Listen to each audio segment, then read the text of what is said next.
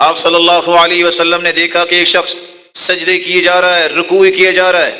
بہت اچھی بات ہے سجدے کرنا، بہت عمدہ بات ہے رکوع کرنا، لیکن آپ صلی اللہ علیہ وسلم نے اس تیزی سجدوں رکوعوں کو دیکھا تو فرمایا علیکم ہدیا قاصدا، میانہ روی اختیار کرو، ذرا سکون سے سجدے کر لو، ذرا سکون سے رکوع کرو. کچھ لوگ کرتے ہی نہیں ہے سجدہ، کافر. کچھ کرنے لگتے ہیں تو حدیث کے الفاظ یہ ہیں، منافق کی نشانی یہ ہے، عصر کی نماز کو لیٹ کرتا ہے، اتنا لیٹ کرتا ہے جب سورج غروب ہونے کو آتا ہے ینقر اربعا، کوے کی طرح 4 ٹھونگے مارتا ہے، منافق ہے.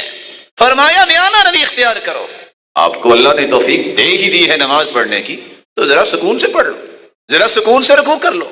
کیوں فرمایا ان الرجل لیصلی 60 سنہ، ایک شخص قیامت کے دن آئے گا 60 سال نماز پڑھ کے آئے گا. وما تقبل له صلاۃ، لیکن ایک بھی نماز اس کی قبول نہیں ہوگی.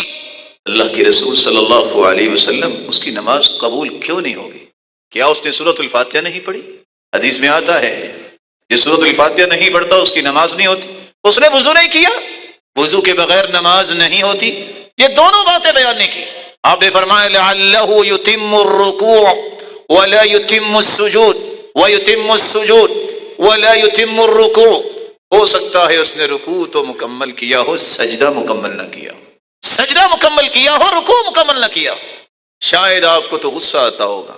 بعض دفعہ کسی کو نماز پڑھتے دیکھتے ہیں سمیع اللہ لمن حمدہ، نہ جانے وہ پورا مسلمان بھائی کہتا بھی ہے کہ نہیں، سیدھا کھڑا بھی نہیں ہوتا، زمین پہ دے مارتا ہے اپنے سر کو.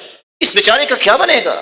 سجدے سے سر اٹھاتا ہے، سیدھا ہو کے بیٹھتا بھی نہیں، تھوڑا سا سر اٹھا کے فوراً زمین پہ.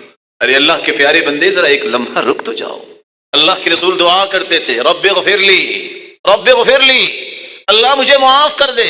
تم نے یہ دعا پڑھی ہے؟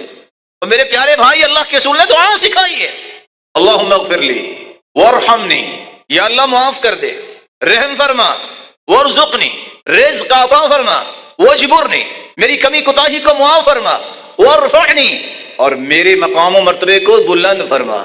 تمہیں یہ ساری چیزیں نہیں چاہیے؟ جس کو معافی مل جائے، رحمت مل جائے، رزق مل جائے، کمی کوتاہی معاف ہو جائے، اس کی اللہ درجے کو دنیا میں بھی بلند کر دے اور آخرت میں بھی. اس سے بڑا بھی کوئی خوش نصیب ہے؟